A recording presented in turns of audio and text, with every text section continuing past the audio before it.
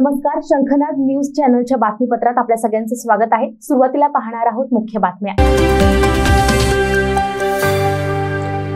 10 दिवस लाडक्या बाप्पाची मनोभावे सेवा केल्यानंतर सर्वच गणेश भक्तांचे डोळे मंगळवारी पाणावले।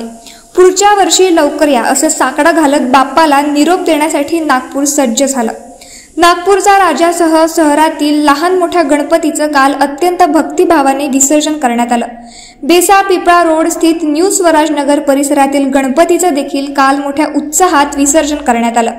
न्यू स्वराज नगरच्या रहिवाशांनी मागील 10 दिवस मोठ्या आनंदाने या गणरायाच्या उत्सवात सहभाग घेतला। विविध सांस्कृतिक कार्यक्रमांचे आयोजन देखील केले। गणरायाच्या विसर्जनाला लहान मुलापासून तर ज्येष्ठ मंडळी देखील सामील झाले। सर्वांनी ढोल तासांच्या गजरात डान्स करून बाप्पाला निरोप दिला। यंदा नागपूर शहरात एकूण 1212 सार्वजनिक गणेशोत्सव मंडळांची स्थापना केली। त्यापैकी 457 सार्वजनिक गणपती मंडळांच्या बाप्पाचं विसर्जन मंगळवारी करण्यात आलं।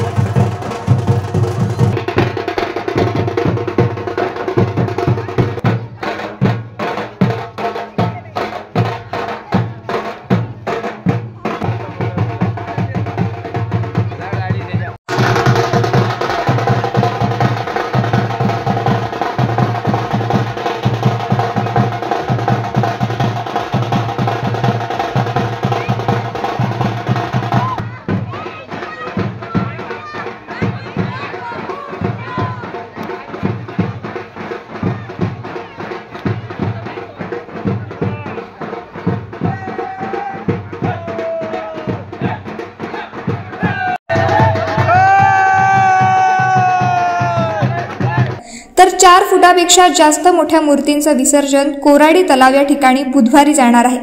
4 फुटापेक्षा छोट्या मूर्तींचं विसर्जन शहरात तयार केलेल्या कृत्रिम तलावात केलं जात आहे।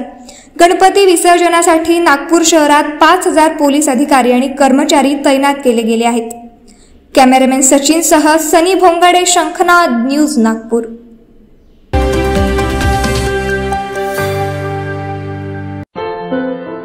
क्या हुआ बहू? माँ, पाइल्स की बहुत तकलीफ हो रही है। तो तुम गुदरोग सर्जन के पास क्यों नहीं गई?